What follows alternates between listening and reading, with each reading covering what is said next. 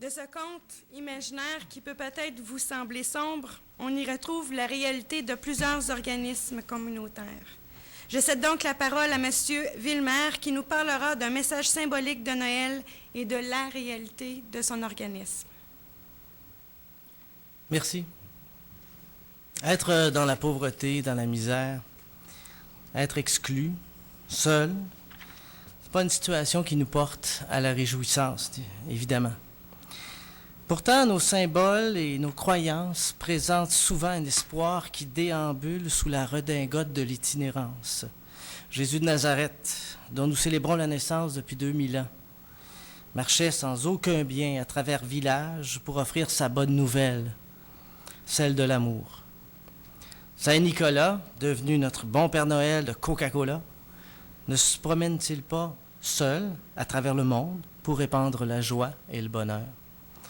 Malgré les sciences, malgré nos discours, on demeure fasciné par un visage de l'itinérance qui est porteur d'espérance. Et devinez quoi? Contrer la misère et la solitude, ça représente l'un des plus beaux et l'un des plus grands défis qui soit. À chaque jour depuis 1983, le Gétami demeure un lieu où on peut observer ce genre de miracle.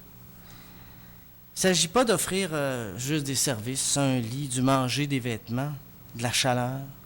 Il s'agit surtout de briser l'isolement, de permettre à cette personne de retrouver des liens, d'être accueillie, alors qu'il n'y a pas d'autre lieu, il n'y a pas d'autres personnes. On est souvent confronté au gîte à notre propre impuissance à les aider. Mais parfois, ce sont des personnes seules qui nous ramènent aux valeurs de ce que nous faisons. Ce sont elles, souvent, qui nous guident avec tout leur bagage, avec toutes leurs limites, mais toute leur richesse aussi.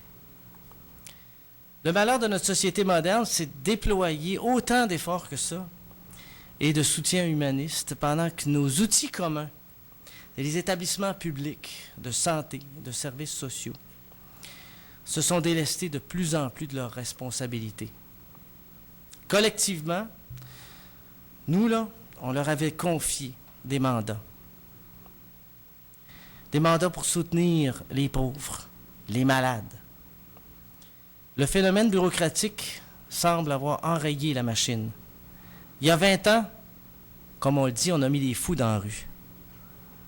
Le virage ambulatoire nous jette maintenant hors des hôpitaux, même lorsqu'on est sans abri, en béquille, en chaise roulante.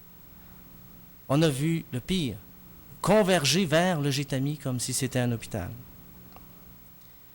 Sans être un centre de jour, faute de moyens financiers adéquats, le Gétami tente, tant bien que mal, de composer avec ces réalités.